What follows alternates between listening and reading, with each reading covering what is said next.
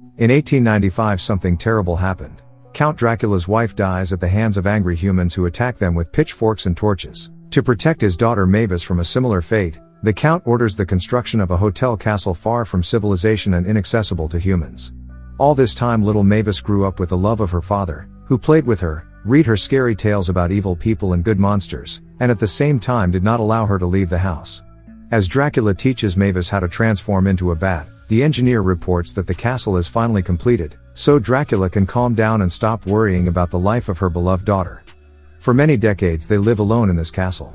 Mavis is not bored as the hotel is visited by many monsters. Here comes the girl's 118th birthday, and all the monsters are invited to join the party. In the parcel arrives Frankenstein in pieces, along with his wife Eunice. Shortly after, the mummy Murray arrives, and the large family of werewolves, headed by the couple Wayne and Wanda.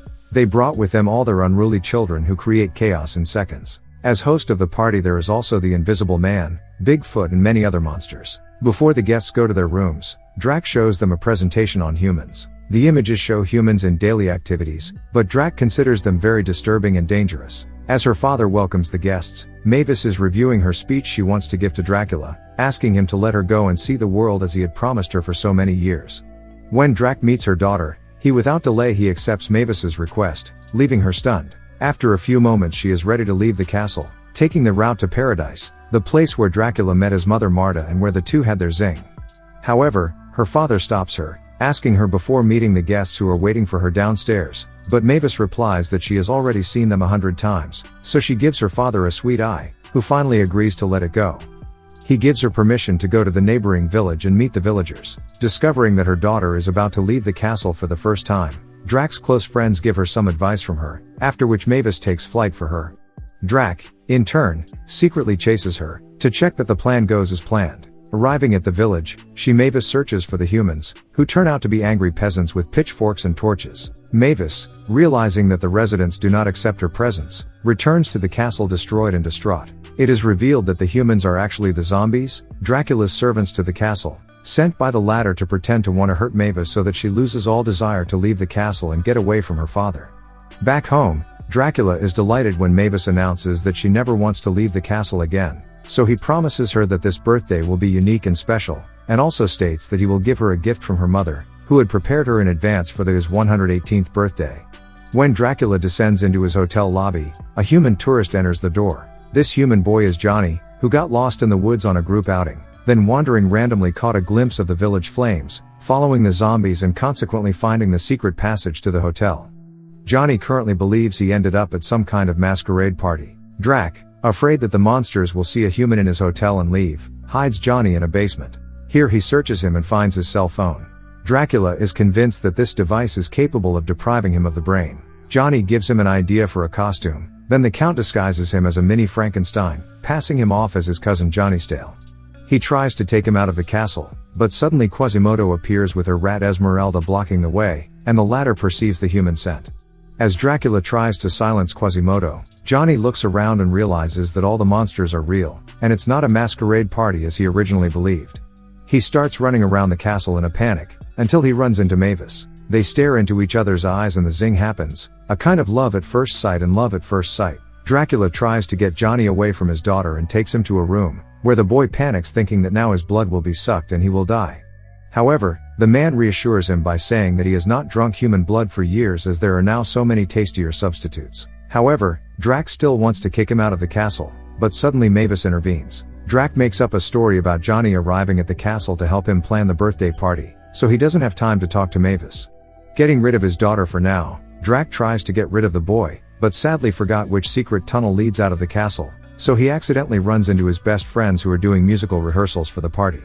Mavis also appears here, so Johnny introduces himself as Johnny Style, Frank's cousin. Witnessing the slow monster song, Johnny decides to make some changes, so he makes the band play a lively song that the girl and those in attendance really like, but which infuriates Drac. The man wants everything to go according to his plans, so he scolds the guests and forces them to play the boring bingo, but here too Johnny intervenes and entertains everyone. After the rubbish in the pool, Dracula decides once and for all to kick Johnny out of the hotel. He takes him to the graveyard where he tries to hypnotize him with his gaze, but the boy's contact lenses block this ability of him, making him immune to Dracula's orders. The boy, fed up with Dracula's insistence, decides to leave of his own free will. But once again Mavis appears and convinces him to go up to the roof with her. Here Jonathan tells her about the spectacular places he has visited, and Mavis realizes that traveling the world is not as terrifying as she thought, as not all humans are as ferocious as the villagers near her.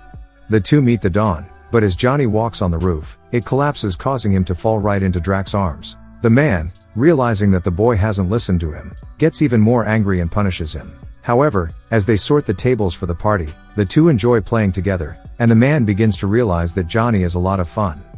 At this moment Johnny disappears and Drac cannot find him.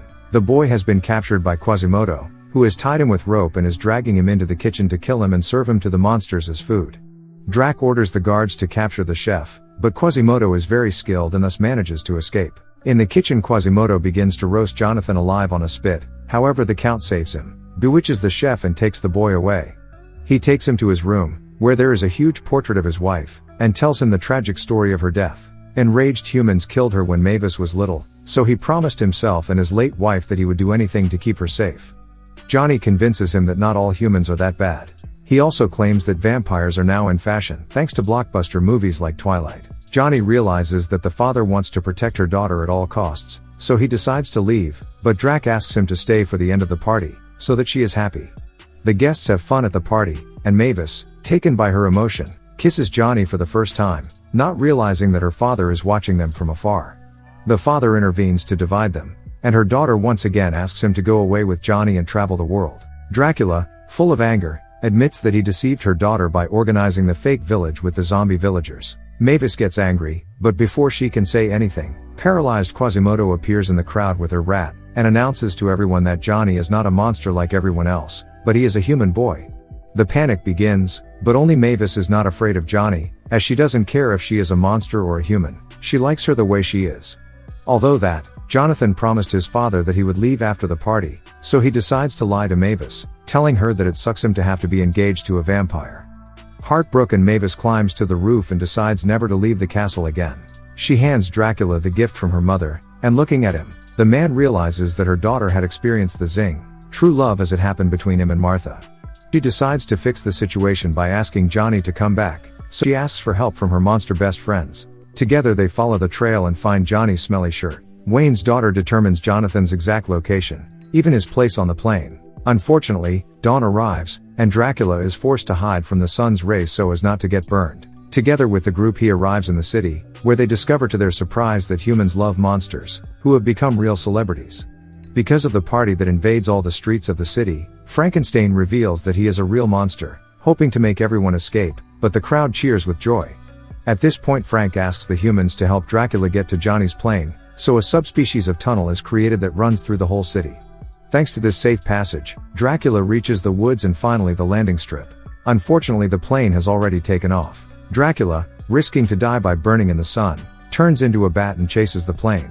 He hypnotizes the pilot and announces to all the passengers over loudspeakers that he wants Johnny to make him her daughter happy. The boy is happy to have received the consent of his father.